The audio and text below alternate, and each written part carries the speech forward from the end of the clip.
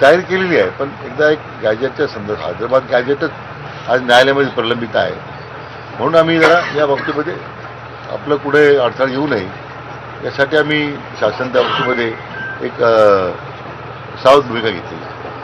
Sir, Kunbi प्रमाणपत्र तर दिले जातात, मात्र कास्ट व्हॅलिडिटीमध्ये मोठ्या समस्यांना सामोरं जावं लागतं. त्यासाठी सरकार नाही, आता कास्ट व्हॅलिडिटीमध्ये काय झालं की प्रमाणपत्र मिळतात, आपण मुद्दा बरोबर आहे. कास्ट व्हॅलिडिटी ज्या आहेत तर त्याच्यामध्ये काही ठिकाणी अशा अडचणी आहेत. आता आपल्या राज्यात काय झालं आहे, कास्ट व्हॅलिडिटी समित्या ज्या आहेत त्यांना कॉन्स्टिट्युशनल पॉवर दिलेला आहे, म्हणजे त्या न्यायिक पॉवर्स त्यांना आहे, त्यांना डायरेक्शन आपण देऊ शकत नाही असं कायदा आहे. आपले अधिकारी नेमतो आपण तिथे. मी महसूल मंत्री असताना त्यावेळी मी एक प्रस्ताव केला होता की या कास्ट व्हॅलिडेशन समित्या बरखास्त करून टाकायची, त्याची आवश्यकता नाही आता आपल्याला. तर बऱ्याच राज्यांमध्ये थेट तहसीलदार अधिकार दिले गेलेले आहे. पण आपल्या एक राज्यात जुनं प्रकरण झालं होतं, माधुरी जाधव काहीतरी असं, की ज्यामध्ये सर्वोच्च न्यायालयापर्यंत जाऊन आपण सरकारने ॲफिडेव्हिट केलं होतं आम्ही अशा समित्या तयार करतो. जुने प्रकरण आहे, त्यामुळे आपल्यावरती बंधन आहे. आता मान्य सर्वोच्च न्यायालयापर्यंत परत एकदा आपण रिव्ह्यू ॲप्लिकेशन देऊन आता त्याची आवश्यकता राहिली समित्यांची, अन्य राज्याप्रमाणे थेट पुन्हा तहसीलदारपर्यंतच ते अधिकार द्यावेत असा एक प्रस्ताव मी मुख्यमंत्र्यांना तशी विनंती करणार.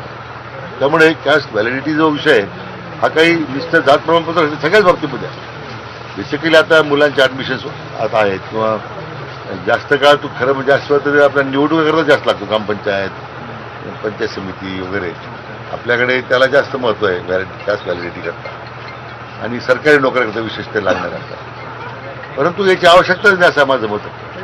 महसूल मंत्री असताना तो प्रयत्न केला, पण ते सर्वोच्च न्यायालयाने निर्णय त्याला बाधित होता, म्हणून मी अभ्यास करतोय त्याच्यामध्ये. पण आता अन्य राज्य जर या पद्धतीने पुढे जाऊ शकतं तर आम्ही सुद्धा आता त्याची आवश्यकता राहिली नाही राज्याला.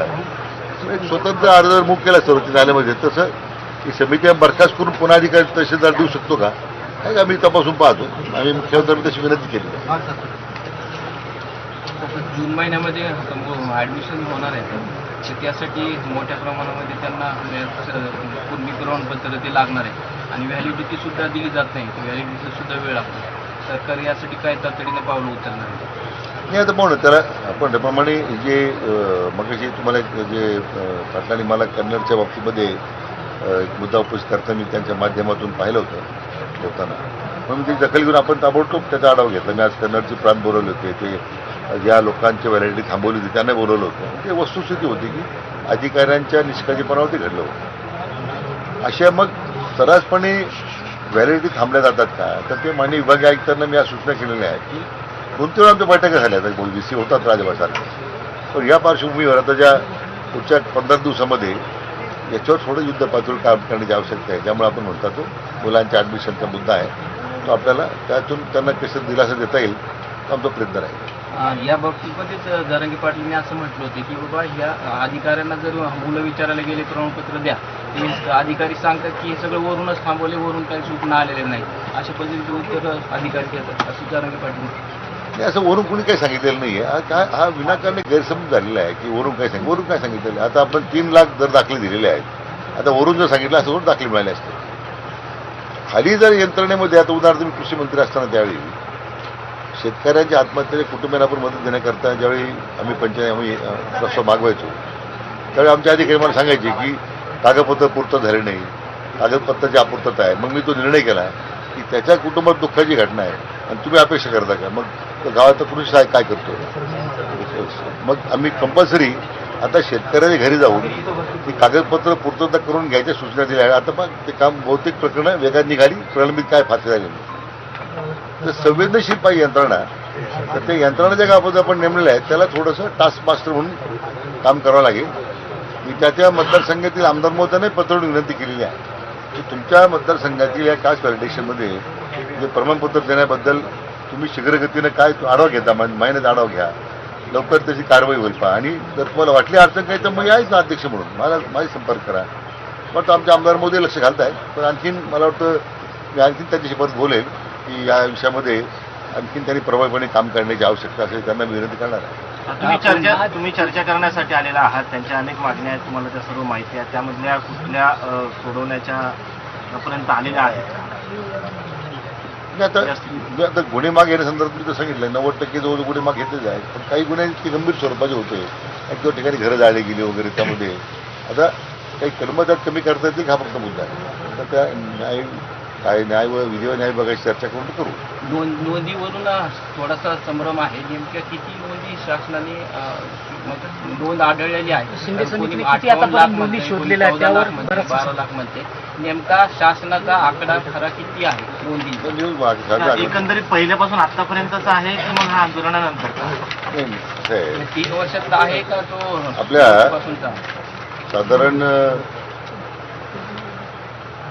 समिती स्थापन झाल्यापासून म्हणजे आपण जेव्हा शिंदे समिती स्थापन केली, साधारण माझ्या माहितीप्रमाणे एकूण नोंदी संख्या होती 49,878. कुटुंबाची संख्या होती 3,08,898. पुन्हा सांगा. 3,08,898 लोकांचे अर्ज प्राप्त झाले. पैकी 3,02,251 लोकांना दाखले मिळाले.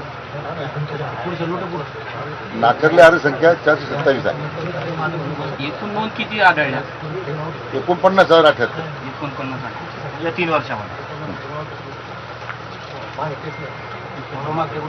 आणि आपण समिती स्थापन झाल्यानंतर आमच्याकडून 61,230 प्रमाणपत्र देण्यात आले. म्हणजे मला वाटतं या सगळ्या एकूण प्रक्रियेमध्ये आम्ही जे काय कार्यवाही करतोय,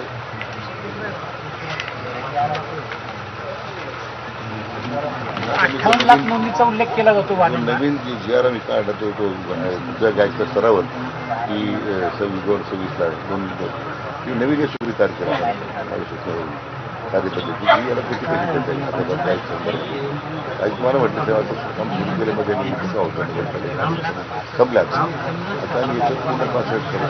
नवीन बघायचं म्हटलं वेळ द्या की 100% काम करून देतो. आपण माझ्याच जेवढी सुविधा तयार केली नवीन परिपत्र सुद्धा काढला आपण सगळ्या सचिवांना पत्र दिलं त्याची मान्यता घेतली. आपण कारवाई सुरू केली. बघायचं सूचना केल्या आपण कारवाई सुरू करा तर तुम्ही वाचून आमचा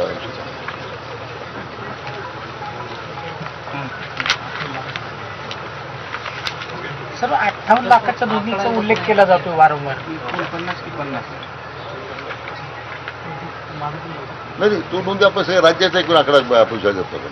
49. त्यामध्ये जेवढ्या नोंदी आपण राज्यातून दिलेल्या आहेत त्यापैकी प्रामुख्यानं ही जी आपल्या मराठवाडा विभागातली जी आकडेवारी मी आपल्याला सांगितली नाही राज्यभरातली राज्यभरांची किती आकडे राज्यभरात?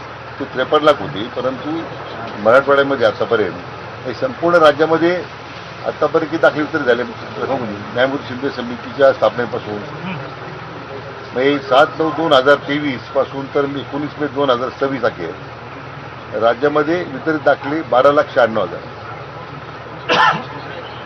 त्यामध्ये मराठवाड्यामध्ये वितरित दाखले जे आहेत ते 3,02,51 मग दाखल 3 लाख 3,02,251.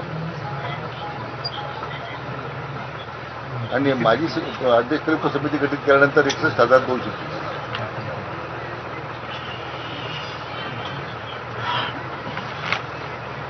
आता 961 गुन्हे दाखल झाले होते. त्यामध्ये 830 गुन्हे मागे घेण्याची शिफारस आहे. आणि गुन्हे जे मागच घेऊ शकत नाही आपण या 961 मध्ये असे 64. अशा पद्धतीने तो सरकारच्या करता तो आमच्या दैनंदिन आम्ही आढावा घेतोच त्याचा ना.